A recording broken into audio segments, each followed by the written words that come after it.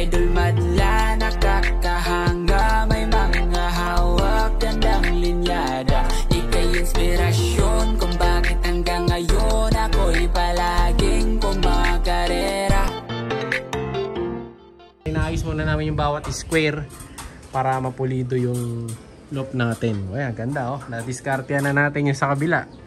Ganun lang. Dahil di naman tayo mamadali. Ngayon, magpipintura muna ako. Siya'y kalapatistang napakagaling na kinakilala.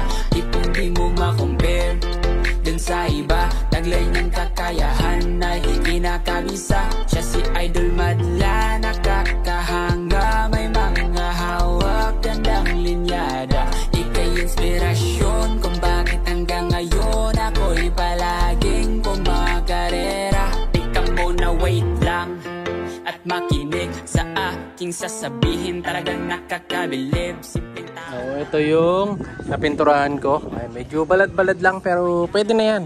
Ayan o, meron na. Inuna ko yung mga gilid para mabilis na pipinturahan ni Madla to saka ni Madla 3. Yung mating na lang. Inuuna ko yan ito katulad nito. Ayan, kumbaga, ayan o. Inuuna ko na yung mahihirap na part para yung gagawin nila. Ayan, yung mga madadaling part na lang. Kasi matagal gawin yan eh, maiiwan pa. So ako yung tatapos dyan. Ayan, pinag-weldingin na yan. Ako yung magpipintura dyan. Tatapusin natin yan. Pati yung mga sulok-sulok yan. Tulad nito, yung mga pinag-welding yan. Yan ang tatapusin natin. Yan. Ito permis na to. Hindi na tatanggalin to ha. Pero papatibayan ko kay tatay ito. Kasi bala ko dito yung ito. Yung pwedeng magsalambitin. Kung ano, yung baras. Pag ano natin yan. Ito, nadikit na rin niya to. Konting dagdag na lang sa welding. Pero halos nakadikit na yan. Diba? So halos finish na mga kalapatid sa ating to. Pero ito tatanggalin to ha. Itong brace na to. Tatanggalin yan ito. Naalisin yan. Kasi itong isa na to, lilipat niya dun sa kabila. So lilipat dito sa tabi ko na to. Papatay dito yan. Bilang suporta sa loob. So, tapos gagawin ko talang sampayan. Kasi hindi na to storbo din eh. So pwede siya gawin sampayan na lang. Nakakatuyo ko.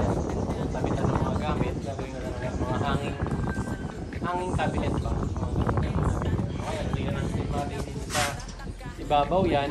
Para lalagyan ng mga gamit sa ibabaw. Pwede natin patong-patongin. Depende kung maganda. Pero paano ko ito ng cinematic sa taas.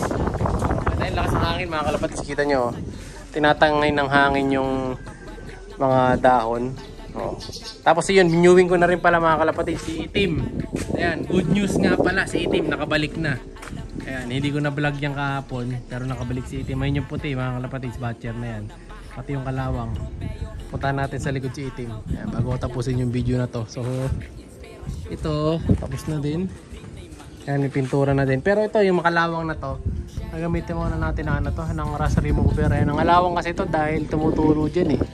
Yung pag nagpapaligo ng kalapati dyan ng tulo. So tatanggalin natin yung kalawang, no? Tapos yung cutter, pag ano, alisin na rin yan. Alisin natin para hindi masira yung lock. I-repair natin yan. Pero huli na yan. O, yung mga kaya muna natin gawin. At yung meron pa tayong materialis muna tatapusin natin.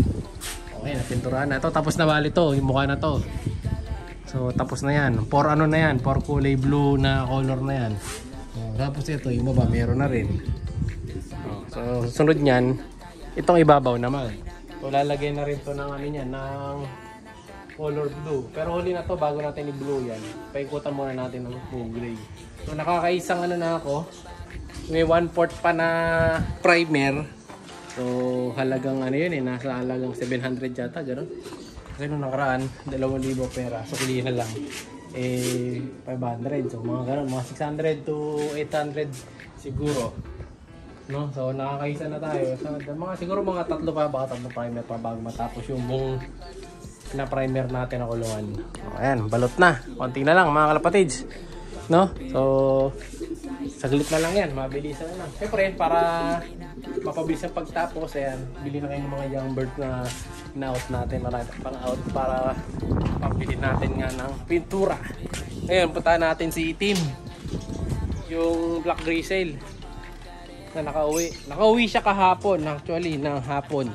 Nakita ko nilang ibuntot niya, nandun na sa may butas. Tapos sinara ko kagad yung pintunan do para makapasok kagad siya. Ayan. So ito pala yung ano mga sasalang natin sa next ending yan. Mga color natin yan. Meron pang isang, yung pula, nakasalang yan sa ending. So pinalitan nga natin dahil nagkabulutong. So cancel yan. Tapos ito, may tayo dahan-dahan. Ito mga kalapatid, so si Kalawang saka si Itim, nakauwi na si Itim sa wakas. Buti na lang nakabalik pa siya. Stress na stress siya nang bumalik. Lakas kasi ng hangin. Silang dalawa yung magkasama eh. Hindi siya nag-grizzle yo. Hindi siya grizzle mga kalapatid. Sana lang siya. Pied white flight. So hindi siya grizzle. Kala ko grizzle siya. Pied lang pala. Ayan, maganda yan. Small but terrible. So dalawa yung magkapatid na yan. Yung kapatid niyan, binigay ko dun sa pinsan ko na si HTV Lo. Shoutout sa isan. Malaki daw yung kinalabasan ng ibon. Yung malaking ibon kasi yun yung binigay ko sa kanya. No? So ito sa atin, napunta sa atin yung maliit. Pero hindi naman siya bansot, maliit lang. Yung sa kanya naman napunta yung jumbo. So yun talaga binigay ko sa kanya kasi maganda katawan nun. No? So sakto magagamit siya pang breeder. At itim pa, pure black. Napunta sa kanya, kaya swerte siya. No? Tapos mamaya may loading na naman natin. Anong araw ba ngayon? Webes. Ngayong araw may loading na naman para dun sa CBC Junior. So hindi na siguro natin sasakay si Kobe kasi naunahan si Kobe Hinata. So si Hinata na lang sasakay natin mamaya. So panalo siya 10th place pulling winner tayo dun. Nasali ulit natin siya. May palag pa siya ulit. Biglang umulan kaya tigil gawa muna tayo. Ito yung mga young birds ko dito. Papaulanan muna natin sila para tumibay-tibay naman sila sa panahon. So kita nyo sila, ayan o, nasisipaligo. Excited. Mukhang first time nila maka-experience ng ulan-ulan dito mga kalapatid. So, ayun o, tapos yung mga bibig nga pala natin doon, kinulong na muna dahil gagawin na pang piyesta yan. Iba dyan. Ayan, dyan muna sila. Ito, yung mga to, ligo-ligo lang, no? Ayan, yung mga young birds natin na bagong te-training. Silong tayong konti dito. Yung iba, tamad maligo. So, wala naman palang tamad. Ang tamad lang, isa yun, si Pilay. Yung medyo ano yung pa, ayan, yung sakang pa, yung Pilay. Pero halos lahat naman sila gustong maligo. So, ito, meron pa tayong isa dito. Uy, bagsak yun Una ulo nung isa. Bagsak una ulo, pangit ang landing. Ay, mga kalawang natin. Ayun, bumaba rin sa wakas. Etong si Pilay. So, hindi na muna natin sila viewing ngayon dahil masama ang panahon.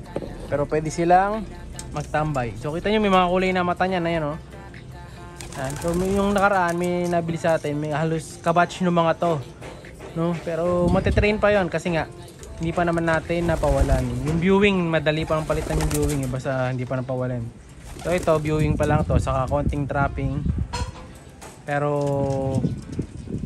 hopefully by next week magte-tape na tayo dito ng mga first batch. Unahin na natin yung mga naka-blue para masanay na sila. Blue, violet, tapos red. So may ihahabol na rin akong batch dyan sa red. Ayusin ko na mamaya, baka mamayang hapon ayusin ko na yun. Ilipat ko na dito sa loft natin. Ayan, kasi kita nyo yung mga mata niya, may mga kulay na. So, dapat yan, pan-training na talaga. Masakto lang naman yan. May kulay na mata. Late na tayo nakakapag-train dahil marami tayong birdies. Kasi sa Dreamloft, dami rin natin ibon Kaya inaayos natin. So halos mga speedbird dyan. Ayan, baka may gusto kayo ng mga speedbird. Ayan. Ito yung may itim na clip ring.